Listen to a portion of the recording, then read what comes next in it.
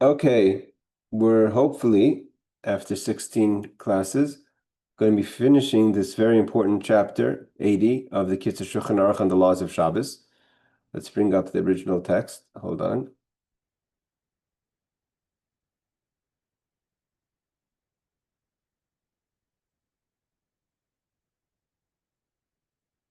Okay, so we're holding. I mean, these are everyday, so to say, everyday Shabbos laws that we deal with all the time. And so we're holding law number Ayin Zayin, which corresponds to 77.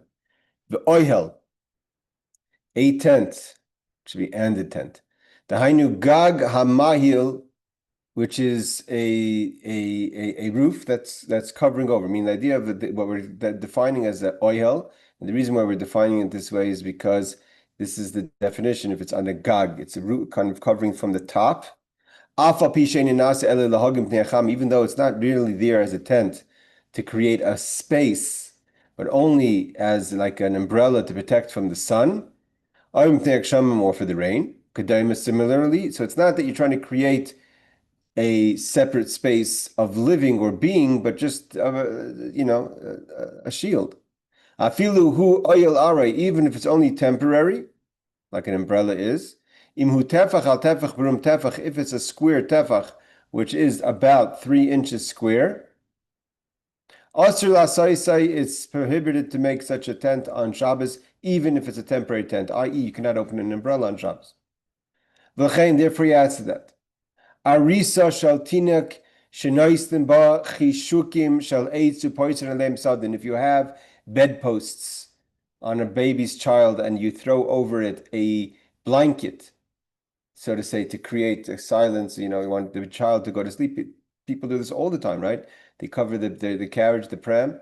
So here you have these a crib that has wooden hoops on the top, and you spread a sheet on top of it. It's also lifreis ayisa b'Shabbos. You can't spread that sheet on Shabbos. If you have it spread before Shabbos, obviously not a problem. But you can't spread it on the Shabbos or Yom Tov for that matter. That's not just something connected to Shabbos. It's also applicable to Yom Tov, to the holiday.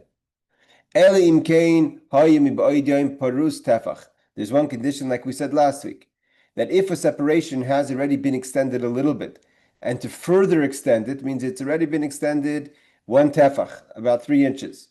Let's say it's not, it's a kind of on a rail or something. So it's not totally bunched together. We learned last week that if it's bunched together, even if it's bunched together, and the bunch together makes itself a tefach, that's not considered open a bit. It has to be opened a bit beyond the bunch together. So if it's, let's say, like a little bit open, up to a tefach or more, from a tefach and more, and then you're only adding to a temporary tent, then it's permitted. So if you have this kind of bed covering that's opened a little bit, you could extend it. All right, there's a lot of questions going through my mind about, for instance, a baby, those things where they call it the hood that that's on today's tram on the prams that it goes down like that. He said before last week about the Spanish mechizos, the Spanish separations, kind of that fold. I don't hear anyone that says that it's prohibited to open those on Shabbos if you put your baby in the pram, but seemingly it's the same idea. I mean, he says a baby's bed that you're covering. So here you have that little hood. Yes, Barbara, you're on mute. Yeah, I was just going to ask if it's raining and you open your umbrella and you leave it in an area where and you open it before Shabbos, that's okay, right? I mean, or would this be appearances? You wouldn't want to give the appearance that you're doing something that's inappropriate. Yeah, so that's there is with the umbrella, let's say carrying an open umbrella around a private domain in your backyard, say. So you're allowed to carry there in a place that you're permitted to carry where there's an Eruv, etc. That's a good point. There is the concern of Marasayan, that you opened it on Shabbos, because most people don't leave an open umbrella and use it. Most people close an umbrella. So I have to double check on that. If, for instance, there's an Erev and you want to walk to shul and you pre-open your umbrella, so the carrying, but there's also when we say something's muksa, what does muksa mean? Muksa means that something that, because it's connected to something that's forbidden on Shabbos, so therefore it's like kind of been separated and shouldn't be touched on Shabbos. It means no, things that are connected to something that you shouldn't be doing on Shabbos, or you clearly will not use it on Shabbos. You can't just pick up anything on Shabbos. Those are the laws of muksa. But in this case, it's traditionally an umbrella would be looked at as something as muksa. However, but there's, like you said, if it's being used as something in a permissible way, I need to check on that. Yeah, it's a good question, Barbara. A very practical good question, because Shabi comes into question all the time. But you're definitely not allowed to close the umbrella. Just like you can't open it, you can't close it. We're going to see that in a second. But to have let's say something for the rain that's, let's say, on your table or you're outside, an awning that's opened a little bit, you're allowed to continue opening it. So the idea of creating that is not a problem on Shabbos. And we do say it's permissible if it's opened a little bit. So we have to see a second. Let's see if it could be we're going to address this question in a second. Okay.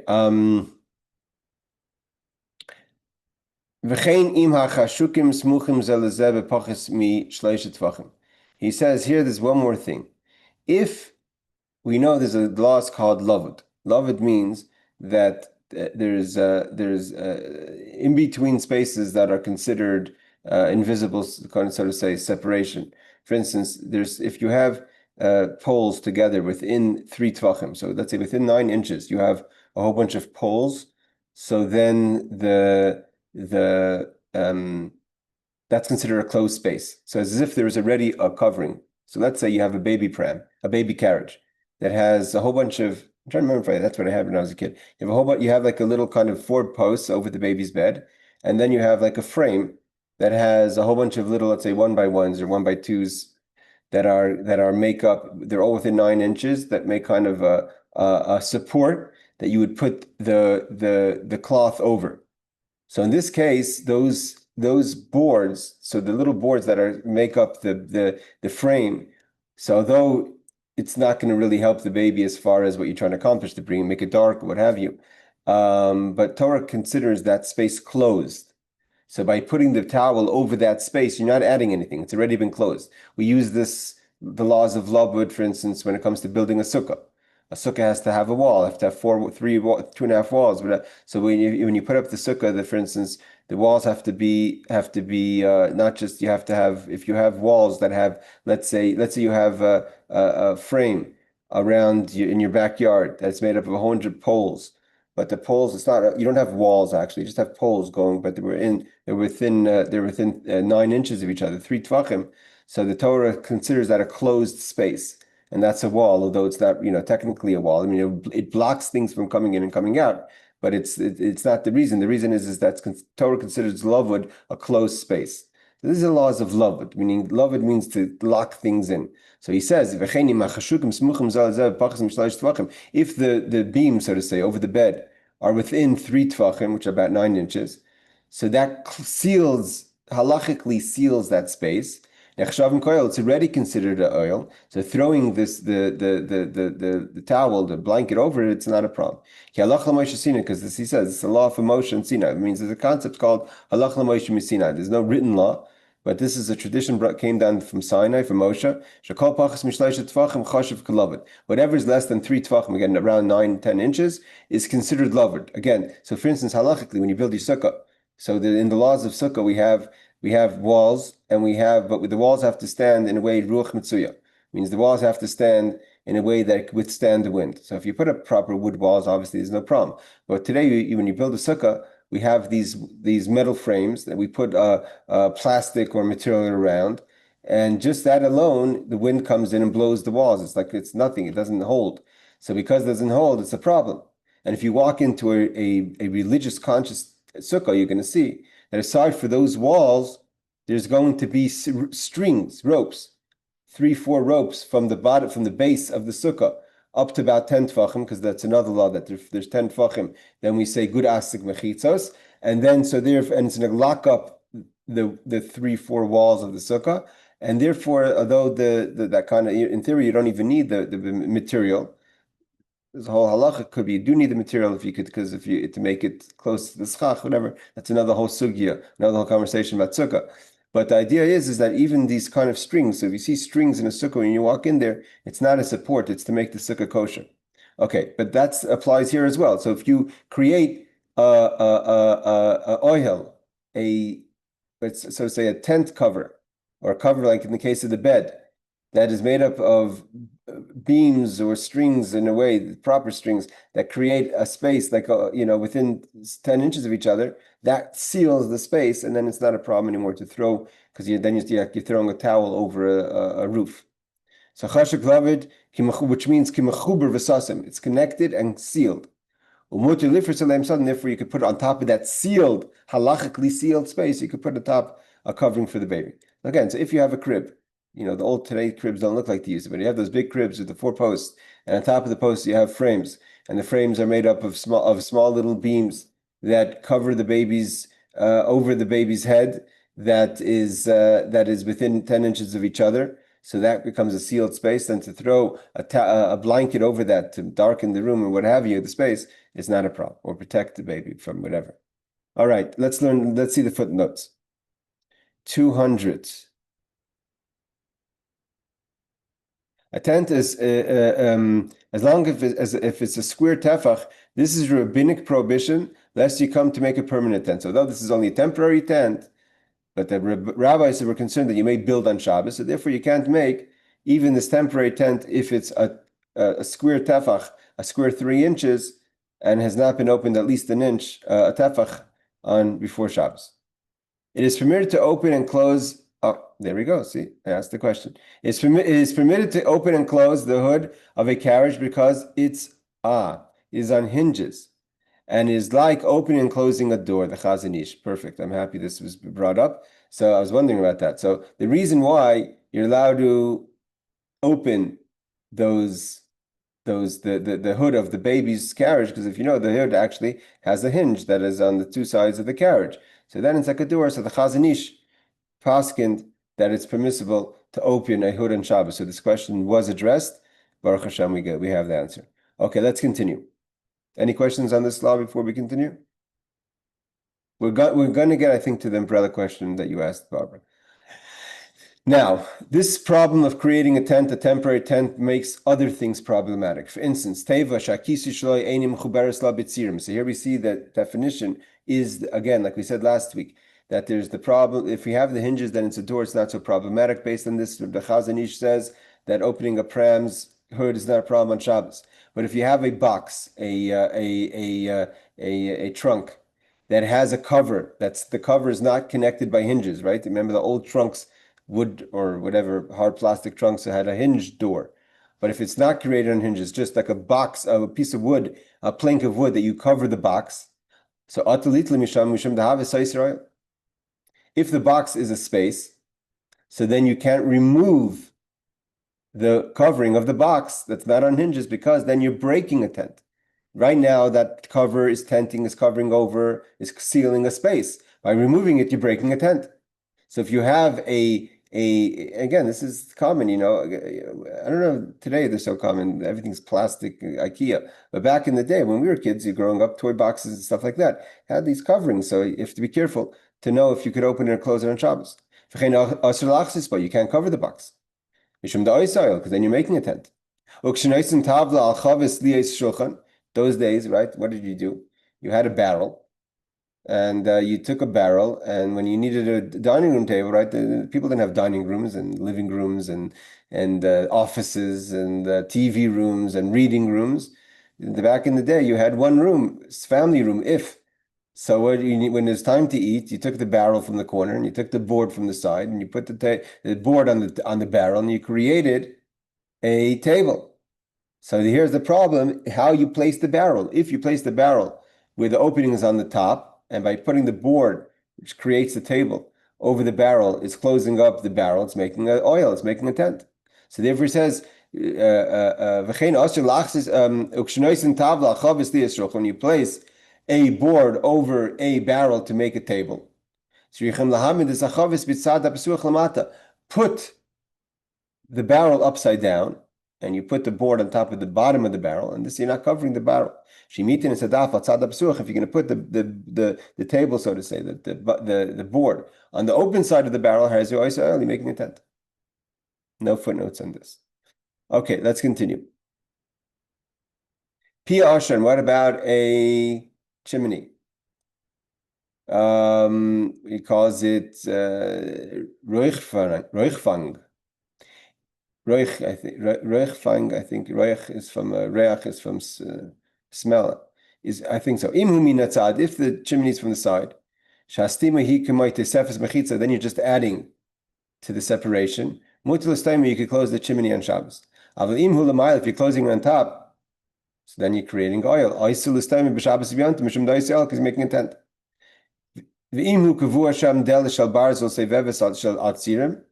But if it says, if an iron door is installed there that swings on hinges, again, the hinges creates it as a door. Then you can close it. It's like a door. Again, the Chazon Ish uses this for a tram, a baby's thing, which means to say, because we just had this story actually over Shavuos. We had my in-laws, my brother-in-law came to town, and they borrowed a carriage, and the carriage did not have a working hood. Whatever, it was someone else's carriage on the bassinet. So they kind of tied a covering on the sides, and you're not allowed to do that on Shabbos. If the only reason, seemingly from the Chazon Ish, is making it permissible to open and close the baby's hood on Shabbos is because it has like hinges. But if you're actually just tying, so to say, a towel over the kind of to create a shield for the child, it's prohibited on Shabbos. That's what it seems, at least. So he says, but in this case, because it has hinges, because it's set there, so it's like a turning door. I am prima gadol. And then we have to also look about the question if you're allowed to put a pram, if you're allowed to put the hood, set up the hood on Shabbos, because today it kind of fits in. If you're allowed to put that in on Shabbos, is that a problem? We're going to learn that soon. 202.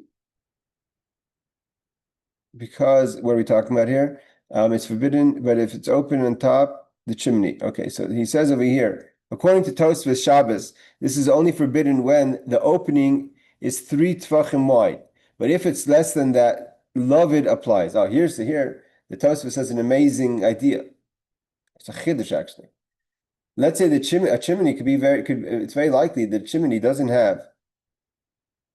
Not sure why it's called the Tosfos, because he said before the only maybe that's the basis of maybe that's the basis of. We say 3 tvachim. I see. So this is the situation. We said before that what kind of covering is prohibited is anything that's a square tefach, which is a square 3 inches. Okay. Then we learned a law that says that within 3 inches of so to say space, it's considered locked, sealed up. That's usually used kind of in, let's say, like, beams. If you have 1 beam, 2 beams, 3 beams, 4 beams, and you wanna, and there's less than 9 inches in between each beam. So then the beams are sealed, and therefore it's already a closed space. So if you need to create a closed space, it's a closed space. If you need to be able to put something on top of it to not create a tent because it's already been closed, it's also not a problem. So here the Tosfos is saying something differently. Tosfos is saying you have a chimney. Who says the opening of the chimney is 9 inches, is a square 9 inches? Maybe the chimney is 8 inches. And then the 4 walls of the chimney are sealed. That's a very big chiddush. It means it's using the walls to seal the ceiling, as opposed to usually just using planks to seal themselves. It's a big idea that Tosfos is saying. So according to Tosfos, Shabbos, this is only forbidden when the opening of the 3 tvachim wide. But if it's less than that, Lavid applies, because who says the Lavid doesn't apply to the walls? Then maybe the walls seal themselves. And I think if I remember now correctly, that when my grandfather built his sukkah, people have the laws of Lavid also apply when it comes to sukkah. when you have, let's say, people have, it's common, I don't know in New York, but in other places, it's common to have, let's say, a house sukkah. What's a house sukkah? You have a room in the house that has a retractable roof, and you open the roof on sukkahs, and you put down schach, and you have the walls from the house. But the question is, how does it work? How close are the walls to the schach, to the sukkah part, and how much space do you have? So we use the laws of Lavud and good asking mechitzas. We use the ideas to seal the space. So here the Tosfos is saying it seals the space. The walls themselves close themselves up to create a makeshift roof, even though it's a total opening. It means even though hypothetically you could say the four sides of the chimney are going upwards and they're four square walls around each other on the side, but why should they not be sealing on top as well if they're within 9 inches? And cover it already, and therefore you may cover it because then you're only adding to the you're not doing anything. It's already covered. So to put a board there is like putting a sheet over the frame that has beams that are less than 9 inches apart. And the Mishnah Brura rules that you can rely on this when it comes to Shabbos, to closing a chimney, which is interesting. 9 inches is not a small space. Okay. Let's say you have an idea that you have a barrel and you cover it with a garment or whatever, a sheet, right? So here, like this, the question is like this. Comes another question: what's considered open space that you're covering, right? So we clearly said you're not allowed to close and open boxes that are empty. Why? Or boxes in general, because it's you're creating a tent. What happens if the box itself is full? So this is a question when we go into the laws. What fills a space that it's no longer an opening, that there's no longer a tent? These laws apply to the laws of impurity as well. So he says, if you want to cover a garment or a sheet over a barrel, if the barrel is not completely full. Here he doesn't say full with what. In halachas of Tuma and Tara, in other things, it's not so simple what could be inside it, if it's something temporary or not. Well, let's say he's talking about here a barrel of liquid. Let's say a barrel of wine or water. And he says if there is even one tefach, again, a tefach is about 3 inches. Tefach is supposed to be the length of an average fist. So if there's that much space between the end of the liquid, the top of the liquid and the top of the barrel, so then that open space is enough to be covered and considered a tent, and therefore you can't. Therefore, don't cover. It doesn't say you can't cover it at all. And the reason you cover it is obviously they were covered and uncovered, so they could drink the liquids and it stays covered and protected. So it says don't cover it totally because it's a problem of oil, because there's within 312 there's 1 tefach of open space. Only leave a little bit. You have to leave a little bit open, so you haven't created a full tent. Let's see 203. This refers only to a garment specifically used for this purpose. I mean, so we're not talking about just throwing a towel over, but you have a special barrel coverer. So I guess they didn't want to always have a hard piece of wood to pick up and out. So they would have sometimes just like a covering. It seems like if one learns this law, it says, look in Sif Lamed Gimel, it seems like a few points over. Number one is it has to be specifically this kind of garment, and we're talking about that it's a soft covering, not a hard covering, a piece of wood. He doesn't say, meaning to say, why is he allowing to cover it a little bit at all, to cover it up to a little bit? So it seems like, why isn't it an oil over, let's say you cover 9/10 of the barrel. So why isn't those 9/10 considered a covering? So because it's just a material and it's not a solid, so therefore the space that's been covered is not covered unless it's fully covered.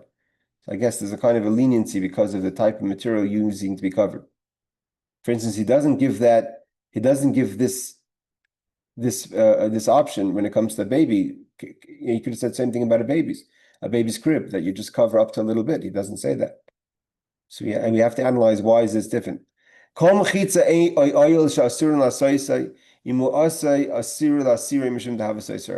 goes back with something he mentioned, he alluded to before, but now he's saying it clearly in the law, Pei Aleph in 81. that anything that you're not allowed to create, you're not allowed to dismantle. Because by removing it, you're taking down a tent. And that's also prohibited on Shabbos. Like I said before, if you're not allowed to, if the umbrella can't be closed on Shabbos. Oh,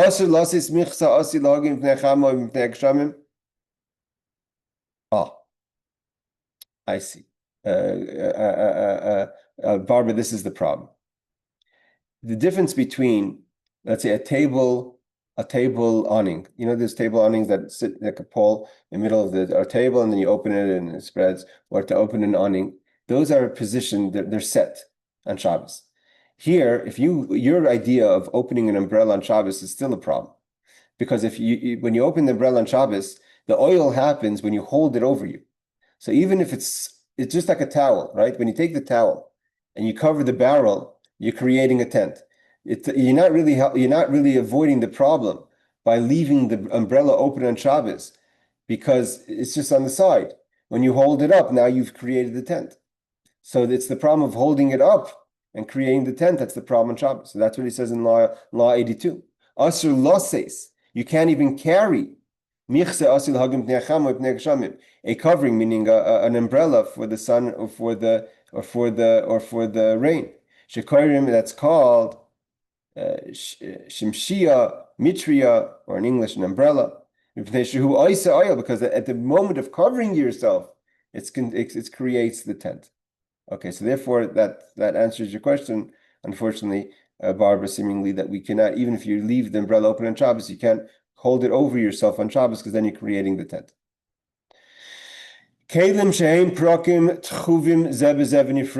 If you have vessels that are made of sections, parts, this is what I was talking about, the part of putting in the carriage hood on Shabbos, right? So they have things that are made up of parts, and they become separated. If they were usually joined loosely, so if it's just loosely connected, so you could put them back because they're not really solid. You're not creating a solid. If they're meant to be kept strong connected, and I would assume that would apply to putting in the carriage, so to say, hood.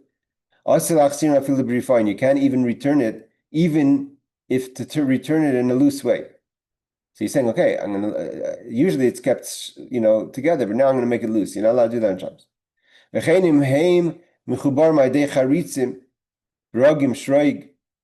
So too, if they are connected by screws, because the screws would make them tight. If they become loose, you can't even return it to be loose. Maybe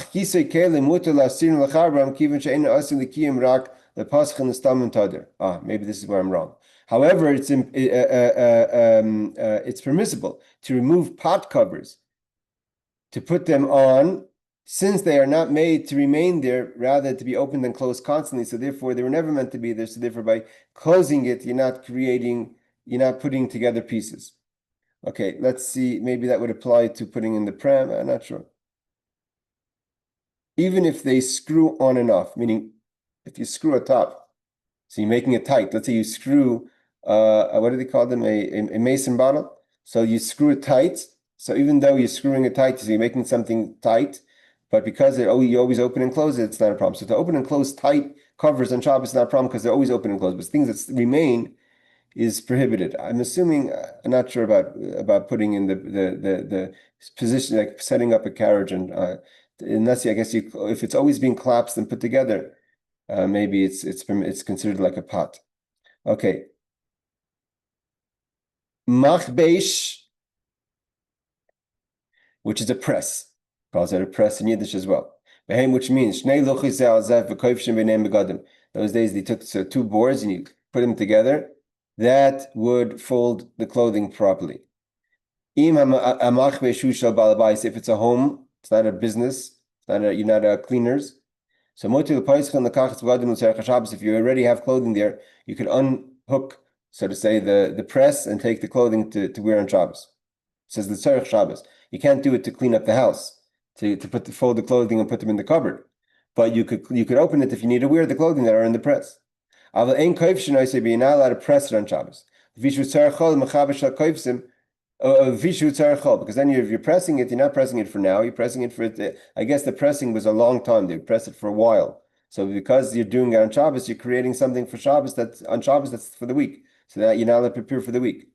However, but if it's a cleaners, meaning it's a business, shar umanim or other kind of businesses, because they have a commercial press, and the commercial presses are closed very strong.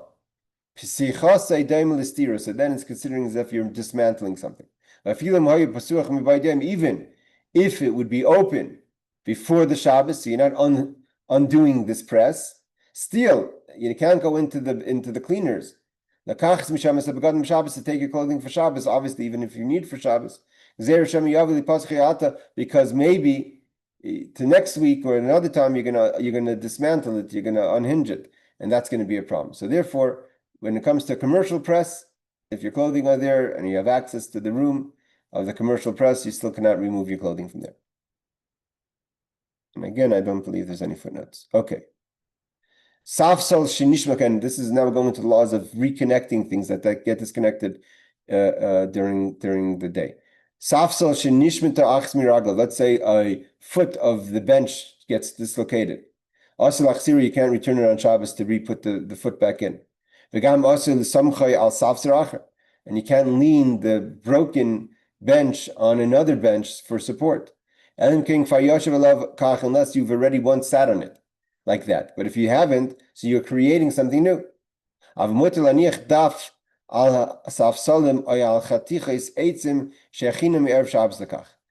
it's permissible to place a board on stools or a piece of wood that have been prepared Erev Shabbos for this purpose, like the table to sit. So you've already prepared it. Now you're just putting the board on top. But to take what's the problem with the broken?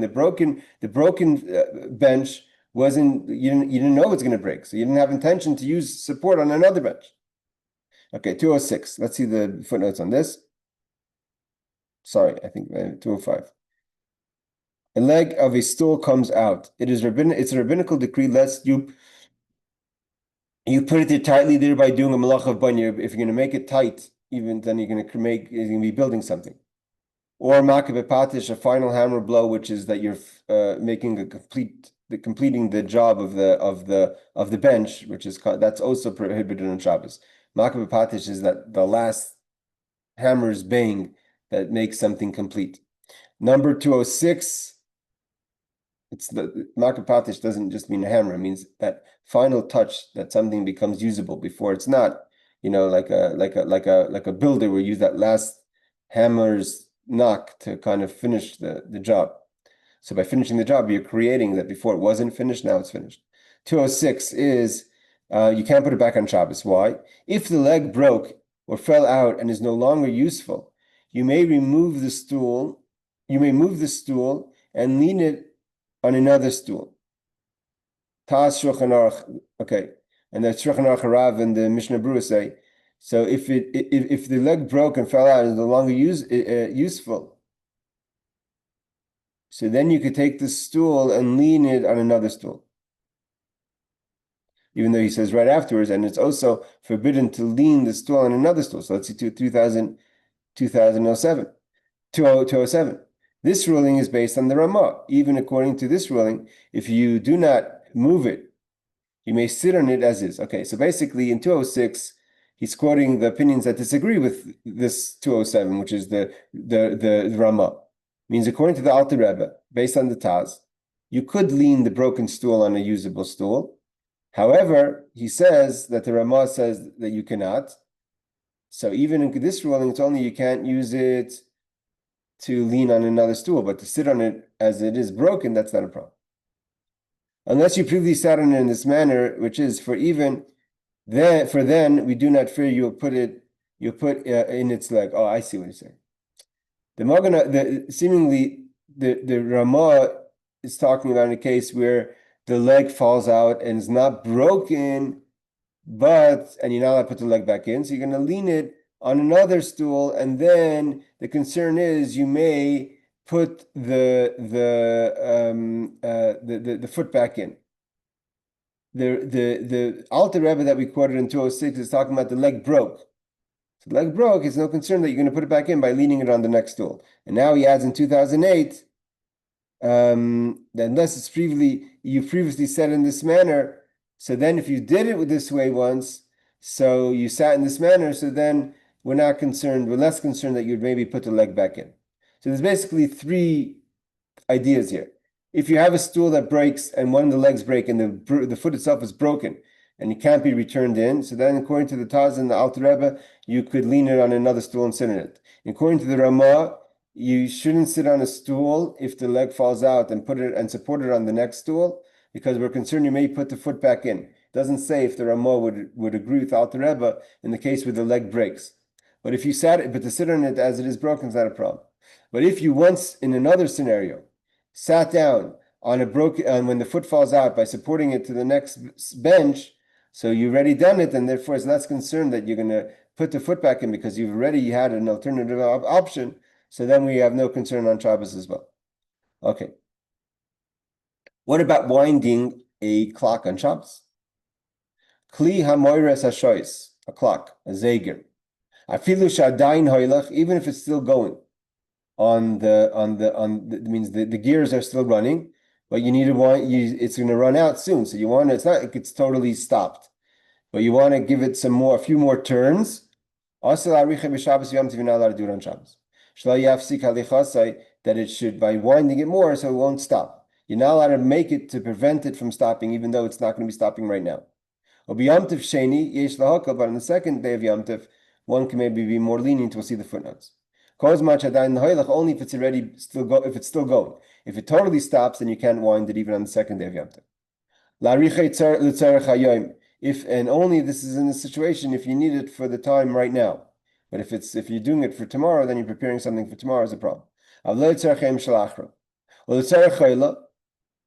in a case where for whatever reason in the hospital, let's say, you need to know, it's very important to know when to take your medicine, whatever. There's a ill person that depends on the clock, so then you're allowed to wind the clock in any scenario for Shabbos. If you have no Gentile nearby, that's easy for the person. It means you don't have to get too crazy to find the Gentile to wind your clock. If there's someone who's sick, ill, and depending on I think the same would apply to elderly who take medicine hourly or whatever, that they would need to know what time it is, as long as if it's health reasons. So then, if someone's nearby a Gentile, then ask them to do it. But if not, it's not a problem. Even seemingly, what he says, even if if the clock totally stops. Okay, 209.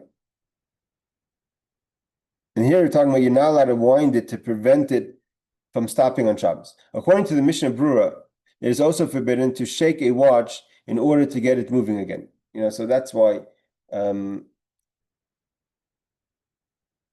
from the Mishnah, we have sometimes where you shake. There's wristwatches that run on movement. That the more as you're moving, because you're walking around, that's the winding of the clock. The Mishnah Brura seems to, from the actual literal text of English, right, they're taking from the Mishnah Brura 33815, seems to indicate that if the watch stopped, you can't shake it to start. It's not clear if it's still going, if you could move a clock that would be wounded up more by movement. So, for instance, in this, what would be the case? Are you allowed to wear a wristwatch that winds on movement if it's already moving? Mishnah Brura says you're not allowed to. If it stopped, you can't. But what about if it's moving already? From the text, it's not clear.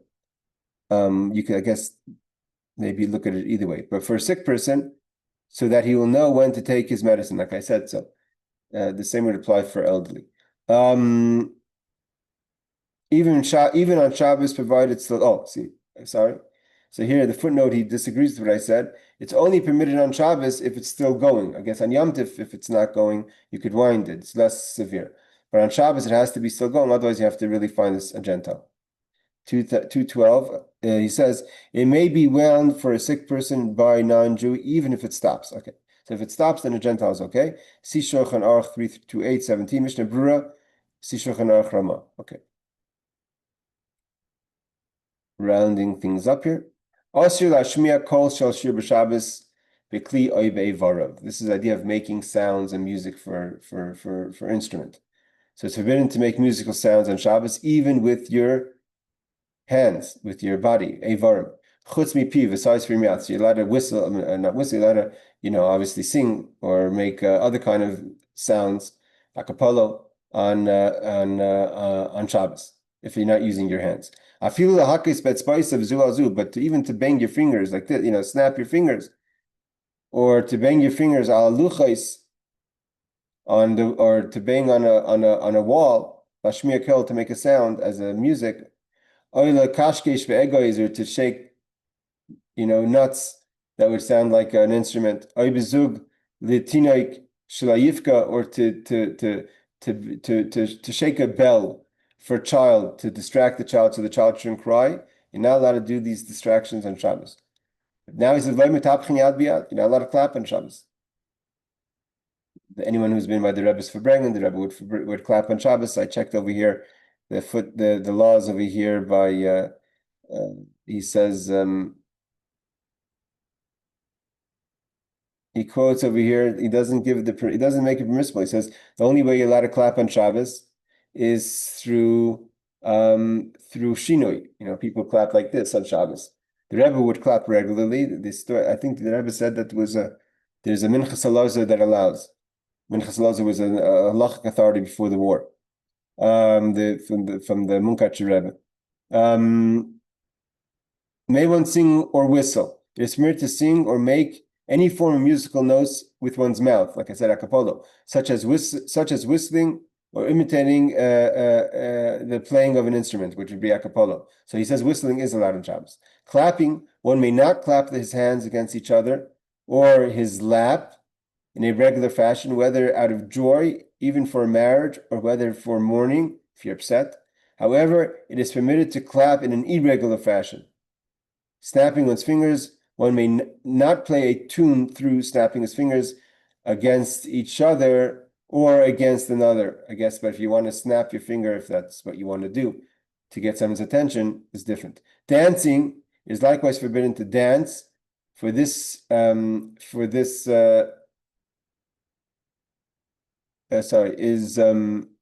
we holding? Dancing is likewise forbidden to dance for this reason, even by a wedding. However, if it's a wedding on Shabbos. However, on Simchas Torah, it's permitted to dance while singing praise for the Torah, as this is the honor of the Torah. The reason for all the above restrictions, all of these matters and the like of them are forbidden due to the decree that one may come to fix himself a musical instrument or sing or lame it with, so he may end up. It's a gzeira that maybe you're going to make an instrument, so therefore you can't make musical sounds with your hands. The custom to be lenient. Now that the populace is accustomed to clap and stamp and dance without an irregularity of all forms of joy and occasions, one is not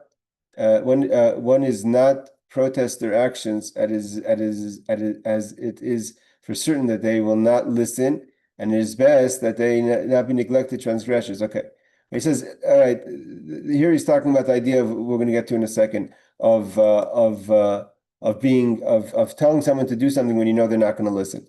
So but the Rebbe did clap on Shabbos, and I think he had a basis of the Minchas Elazar. So let's just see it again inside. So he says, you could clap on Shabbos you could clap for the Torah. That's why it's Simchas Torah. You could dance. He said we don't dance on Shabbos. And also, people who make certain sounds for children, we're not strict because there's those who permit it. Let's see the footnotes. 2:13. He says, what are we talking about over here? It's forbidden to clap or dance. 2:13.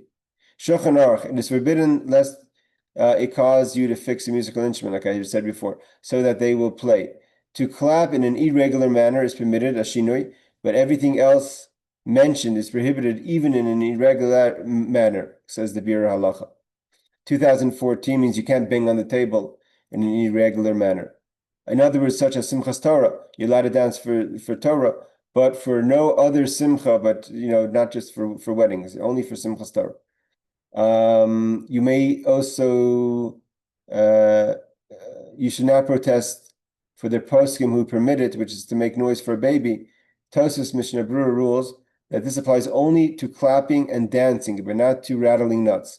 That if you want to calm a child down, you could dance and clap for a child, but you can't rattle nuts. That's prohibited even for children. Now the question is, can you knock on the door then? Right? You're coming to someone's house. It says you're not allowed to bang on the door. You're not allowed to bang on the table. So maybe you're not allowed to knock on the door because it's making a sound. So he says, no. Kol she'einu derech shir. If the sound is not coming in a way of music, you're not knocking less. And therefore, maybe, some people have try to get jingly with their knocks. Maybe to be careful on that as well. But here it says, Kol she'einu derech shir. If it's a sound that you're making but not musical, mutar lashmiya v'lechem mutar lahakish al das. You're allowed to do it, therefore one's allowed to knock on the door on Shabbos. And you're knocking, so they should open for you. If you're knocking to make sounds, that's something else. But if you're knocking for them to open, that's permitted. Or similar kind of making sounds that are not related to music. However, those who say, but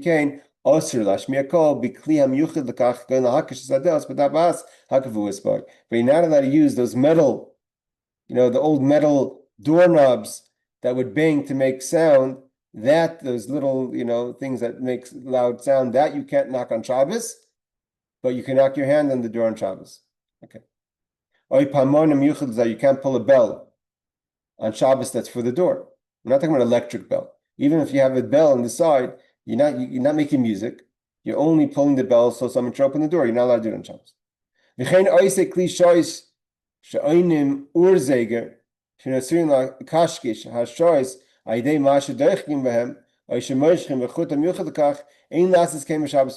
Oh, now it comes about, cuckoo clocks that make sounds every hour, half hour.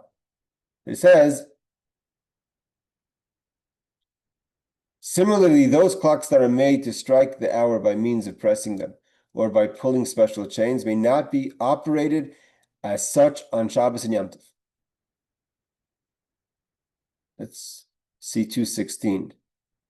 The Bir Halacha rules that you may do so if you have no other means of getting into the house. It's talking about not using the knocker. However, care should be taken to avoid such situations. I'm a little curious about the second law here about the clocks. It says, "Ein lasis came b'Shabbos." It's not may not be operated as such in Shabbos. I don't know what it means. Maybe not be operated. This may not be operated means that you shouldn't have it in your house, or is there a kind of something that you're doing? Most people who have cuckoo clocks in their house, it's something you have in the house, whether it's a clock or even a furniture kind of. Especially today, it's not your typical clock. I mean, the same question would be setting an alarm on Shabbos today. There's I'm not sure why there's no footnote on this. We have to check into that on the alarms. There is an app. I know my friend has it. That's called the Shabbos alarm app, which is basically the reason you wouldn't set an alarm on Shabbos, obviously, is if you set an alarm on Shabbos, you're gonna be in a scenario where your phone or you're waking up your whole house because it doesn't stop buzzing. But there is an app that just does three rings and it will not repeat itself. So, and he uses that to wake up in the morning on Shabbos. So, but I think that's different. That's not a sound. A ringtone has to be actually be careful. But he's talking about. Let's just read this again. Similarly, those clocks that are made to strike the hour by means of pressing them, or by pulling a special chain, may not be operated. I'm sorry. I think I'm misunderstanding this. I think it's talking about not a cuckoo clock that runs automatically, but I think there's actually a manual lever or string that you pull on the hour. That's what it seems like. I guess to let other people know the time. Like, banging, lahavdil of those who bang the bells to tell people the time. You're not allowed to do that on Shabbos. But that's if it's manually. But if it's done automatically, it seems like it's permitted. That would be why it would be permissible to have the alarms go off on Shabbos. Let's do. How much do we have left here? You know, we're just going to finish it.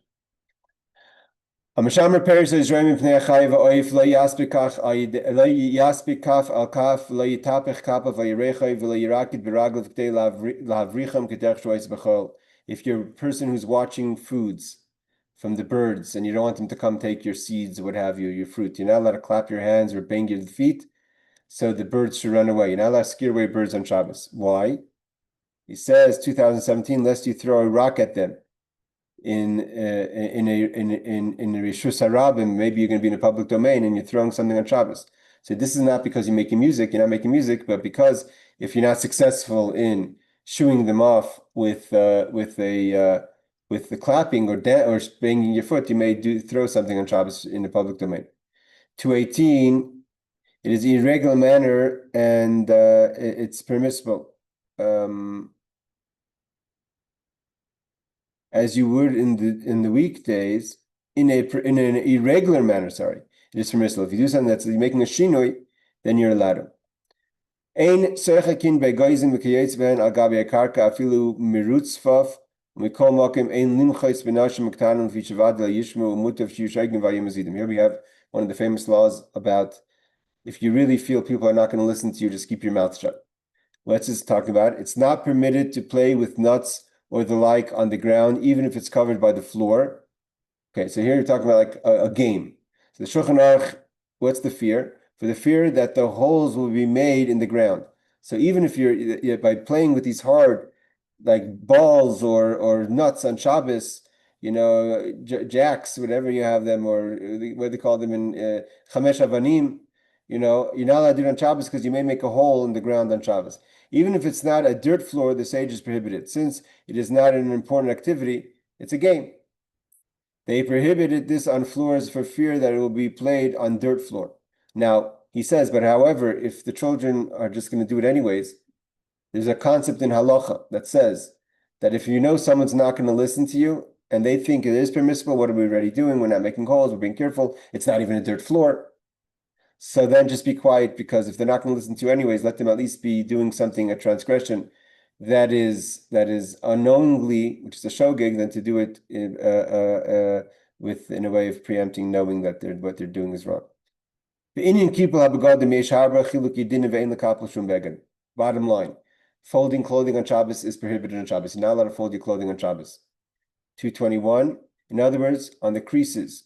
You may fold your talis, but not on its creases. It means the problem over here is to refold on its creases. So if you have something that you want to, even for, let's say, towel or what have you, if it's not on its creases, he says for the talis, you're allowed to close on Shabbos, you're allowed to fold on Shabbos. There's also the problem is also that you're preparing for the weekday. But here we're not even talking about preparing for the weekday. We're just talking about folding something that's on its creases is not allowed on Shabbos. Talis she'achas by or. Let's say something caught fire. So you're not allowed to put it out a fire on Shabbos if there's no concern that it's going to cause physical harm. If it's going to cause monetary damages, you're not allowed to put it out on Shabbos. You're not allowed to put out a fire on Shabbos. But if it's going to cause physical harm, that's something else. If it's pekuach nefesh, something else. But what happens if, let's say, your garment catches fire? So it's just in the beginning, you have a long towel, right? You have to just sit there and watch it burn. It says, you could drench the rest of the talis, of the towel or the blanket with water, so you're not putting out the fire. So when the fire reaches where the water is, basically where it's drenched, it's going to go out on its own. But to pour water on the fire has been prohibited. This includes other liquids that clean for fear that you will squeeze it. This includes. Oh, sorry, I missed the end of the law. Sorry. So you're allowed to pour liquids. Avamayim, water, you're not allowed to pour. Lishbachela. And he says this includes other liquids that clean, like water cleans. The problem with spilling water is that by spilling water, you're cleaning the garment. So that's not allowed on Shabbos. But if you pour juice or something else, you're actually making the garment dirty. So you're not cleaning it. And at the same time, you're not putting out the fire. Obviously, you wouldn't put oil there because that's counterproductive. But you're putting out the fire. You're just causing that when it reaches there, it'll go out on its own. So he says same thing with liquids that clean for fear that you will squeeze it, or because soaking is like washing it. So maybe you'll squeeze it as a way of cleaning it, or the washing itself is a problem. Okay. How about, and this is the final law of chapter 80, after 16 classes, what about making your bed on Shabbos? Ein matzinas amita b'Shabbos l'matzah Shabbos. You cannot make your bed on Shabbos for Saturday night. Afal pi sheyesh sharas b'yom sheyuchal lishon al b'Shabbos atzmai. Maybe you're going to take a nap by day. Mikol makom kivin she'ein daiti lishon al b'matzah Shabbos. Here we're talking about that you're not planning to go to take a nap. You can take a nap. You're not planning to take a nap. If you wake up in the morning with a clear intent to take a nap, that's something else. Are you mechim in Shabbos l'chol? Because here the problem is not the actual making the bed, but you're cleaning up in the weekday for Shabbos. Okay, let's do 223. As children, we use this law all the time, not to have to make our beds. If the bed is in the living room and it's not nice to have, so to say, a messed up bed, it is permissible, for it's embarrassing, and thus is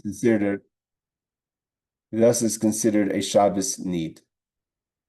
Okay. So everyone, like they say, Mazel Tov, we finally finished this chapter. Any questions before we finish the class? Yeah, I have a quick question, Rabbi. So you mentioned no playing of music on Shabbat. Now, and here again, this is kind of a compound question, because I have hearing aids and I have to wear my hearing aids, otherwise I can't hear very well. And what happens is when I take them out of the charger and put them in my ear, they play a tune to let me know that they're working, to let me know that they're fully charged. And there's no way I can unprogram them from doing this. So is the fact that obviously, is the fact that I'm using my hearing aids on Shabbat an issue? Because it's like a medication. This is how my audiologist explained it to me. Hearing aids, and to use a hearing aid on Shabbos, I'm not going into the hearing. To use a hearing aid on Shabbos is permissible. Okay. For instance, for example, we said before that the problem with the cuckoo clock is that you're manually making the sounds on the hour, but pulling the chain or what have you. But seemingly, I've never, because I've been in houses that have cuckoo clocks on Shabbos. The question is going to be: are you allowed to, for instance, set your phone or whatever your alarm method is to a ringtone on Shabbos to wake you up, as opposed to just like a blaring, so to say, alarm sound. Now, Okay. the little tune that they play is not really musical for musical. It's just a way for you to know that it's working. Another question would be is if you're allowed to charge your hearing aids on Shabbos, that you have to ask your rabbi what you have to do. I know that people use hearing aids at Shabbos, and Baruch Hashem, I'm not so familiar with the details of hearing aids. But I think you may have to figure out about if you're allowed to charge your hearing aids or unplug your hearing aids on the Shabbos. Now, again, if it's in a situation, and I have to check into what people consider the ruling on this. I know people. I've seen people with hearing aids, obviously on Shabbos, so it's permissible to use hearing aids on Shabbos. And I don't believe the ringtone on its own that's just telling you that it's working is a problem. That's not the problem. Okay. But you do have to check about unplugging and plugging it. Okay. Okay. But it could be, again, I don't know, maybe there's Shabbos hearing aids that last 24 hours. And if not, and that's not, then maybe, again, we have to check into that. I would ask Rabbi Gold, what's his name? Goldschmidt. Maybe he'll be able to find out for you. Yes, Rebecca. Okay. Thanks, Rabbi. Sure. I think like tangentially, you brought up something about unpacking. Sorry? Something came up about like unpacking a bag, that you can't unpack something on Shabbos, but what if you come back from like a trip or something like close to Shabbos and you can't unpack before Shabbos and you need some things in your bag for during Shabbos, then can you take them out? Yeah, no, again, anything that's required for Shabbos is different than something that's required for preparing Yas for Shabbos. Again, like he says about the bed, if you have a guest or what have you, whatever the scenario is, that someone's sleeping on the couch. So you don't say, well, you're not allowed to make your bed on Shabbos. I'm just going to leave my pillow and blanket and mess on the couch. It doesn't work like that. Having the room presentable is part of owning Shabbos. To take something out of a bag that you need for Shabbos is different than unpacking because you want to make a seder, you want to make things orderly, and you don't, you're dealing with other issues that you don't want to have a suitcase. Let's say you come home and your suitcase is lying there on the floor. So, and you have nothing to do for now. You can't say, okay, I'm going to unpack and put my clothing away. That you can't do on Shabbos. But if you need something from the suitcase, obviously you can take it out. Or like let's say you hit really bad traffic on your way to a hotel for Shabbos or something and you get delayed unexpectedly and then you get there to the hotel where you're going to be for Shabbos. You get there like too close to Shabbos to unpack before Shabbos, but everything you brought with you is what you need, are things you need for Shabbos, and the room won't be well lit. Then That's different because then it's like putting anything away. It's part of your Shabbos experience. That's so it's different. okay. Yeah, that's different. Yeah. Okay, thank you. All right, everyone. Welcome. Thank you very much. Next week, Be'ez Hashem, we will be starting chapter 81, the laws of, I think it's the laws of public and private domains. Take Thank care. you. Thank you, Shabbos. Rabbi.